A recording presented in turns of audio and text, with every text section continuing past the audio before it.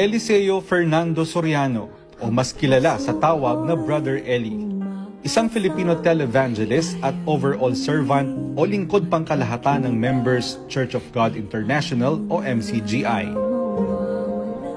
Matapang. If you can prove, você pode provar, that what I am doing is deceit, que o que eu estou fazendo é engano, I will have my head cut here. Deixa que corte minha cabeça aqui mesmo. Matalino at prangka.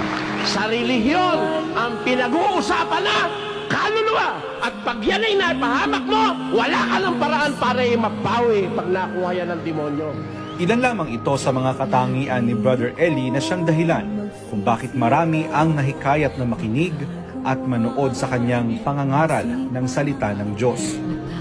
Nakilala si Brother Eli bilang host ng the longest running religious program in the Philippines, ang Dating Daan. Naging tanyag siya sa pamamagitan ng kanyang mga Bible expositions na kung saan isinisiwalat niya ang sari-saring panloloko at katiwalian ng mga bulaang pastor at relihiyon. May mababasa ba kayong talata ang kalikasan nawawala? Meron. Pag nabasa ko, talo ka na. Sige. Agad ang may ganito. Eto, Mr. Moderator. Mr. Moderator, eto I am fed up. Maliligaw ang tao eh. Ito, kahuling-hulihan ko kahilingan sa inyo. Kung mabasa ko bang naiwawala, tatanggapin nyo, talo na. Tapos na ang diskusyon.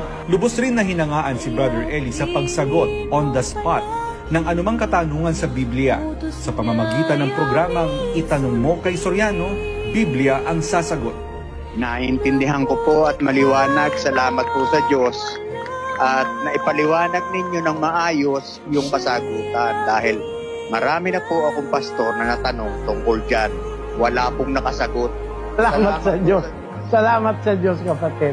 Ang karangalan ay para sa Diyos na ating kinikilala at pinaglilingkuran. I'm not offended by what you say, but I respect your words of wisdom from the Bible. I feel know that God can only help me from where I've been. And today, I want to become a member of the church.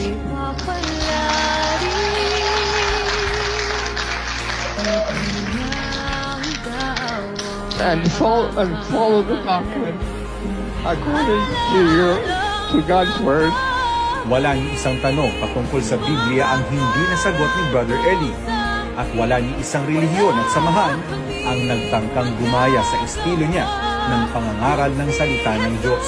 Kaya nga may Bible o may Biblia, yan ang pinasusulatan ng mga salita ng Diyos na itinuro ng Panginoong Yesus. Kaya yan isinulat, utos ng Diyos na isulat yan para makarating sa atin. Pero marami ang hindi nakakaalam na bukod sa pangangaral ng salita ng Diyos, mayroong malaking puso sa pagtulong sa kapwa si Brother Eli.